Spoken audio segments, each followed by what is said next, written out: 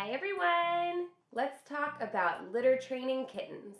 Cats and kittens are naturally inclined to cover their waist, so they instinctively understand the box most of the time. But there are some tips and tricks that'll help ensure that your litter training experience goes smoothly. Excuse me. You're so excited to use the litter box. You gotta wait until there's litter in it. To litter train kittens, you're obviously going to need a litter box and litter. But it's important to know what you need to get. For your box, a small, cheap, shallow box is where you want to start with these little guys. Nothing covered, nothing too tall, nothing with a door or steps or anything like that. In fact, when they're first learning, I just use these cardboard trays as their first training boxes. The cardboard trays that hold canned food are perfect for litter training kittens. I love using these because they're so shallow the kitten can just walk right into it. And once they get really gross, you can just toss them in the trash.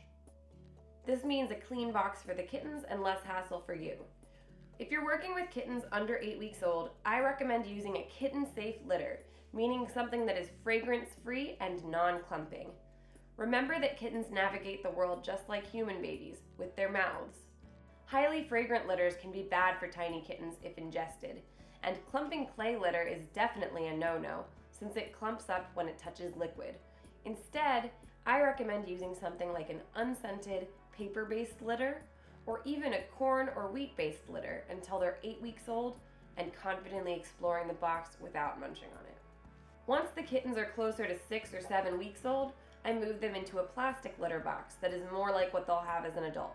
You still want this box to be shallow and lidless, but it can be a bit bigger and more sturdy than those cardboard trays. If you're raising baby kittens, you know that they don't go to the bathroom on their own for the first few weeks of life. From 0 to 3 weeks of age, kittens will be stimulated to go to the bathroom by their mother licking them. If you're caring for an orphan kitten who doesn't have their mother, you'll have to help them go to the bathroom by stimulating them with a soft tissue. If you want to learn how to do that, watch my video, How to Stimulate Kittens to Go to the Bathroom. Okay, you're gonna poop. Once the kittens hit 3 weeks old, their bodies start being able to gradually go to the bathroom independently. So you might start to notice that they pooped or peed in their bedding between feedings. That's a perfect time to start introducing the litter box. If you've been stimulating kittens to go to the bathroom, you can even start stimulating them right into the box around 3 weeks of age. They'll be able to associate the scent of their urine with the box, and this can kickstart their understanding of good litter habits. Nice! Good job, Hank.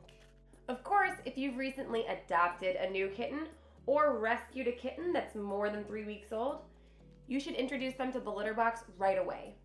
The litter box should always be the first thing you show a kitten anytime they go to a new home or a new room.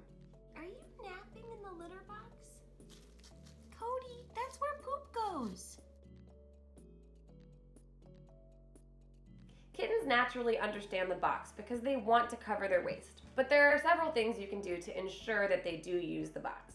First, you want to make sure that it's easy for them to find. That means when they're learning, they should really never be more than 10 feet away from a litter box. If they don't know where it is, they might start looking for somewhere else to go. Put out as many boxes as you need depending on the size of the space. For instance, a little baby in a playpen only needs one. But if you have a rambunctious 8-week-old kitten running around your house, you should ideally have at least one box in each room while they're still learning. Kittens will typically be drawn to go to the bathroom in a corner, so I recommend starting by putting a box in 1 to 2 corners of the room. Of course, limiting the amount of space they have while learning will really help, because they'll be right next to the box at all times. So consider keeping your babies confined to a playpen or a single room until they're totally trained to use the litter box. Once the kitten starts using the box, congratulate them. Kittens do well with positive reinforcement. You can use an encouraging voice and give them some extra pets while they're exiting the box. You also want to make sure they don't find alternate places to go to the bathroom. Maybe you have a pile of laundry in the corner of your room, or some blankets all bunched up in their playpen. This might be okay to you, but to a kitten, they might think this provides a good place to cover their waist. Kittens also learn by example and imitation. If you have one kitten that isn't getting it, bring them over to the box to watch their buddies so they have a chance to learn. You can also put the kitten in the box and run your fingers through the litter to show them that it's a place to dig, or even gently run their paw through it to encourage digging behaviors that ultimately lead to potty time. This will also teach them how to cover if you've got a baby that isn't covering his waist. If you have a kitten that just really isn't getting it, make sure you try a few different litter brands.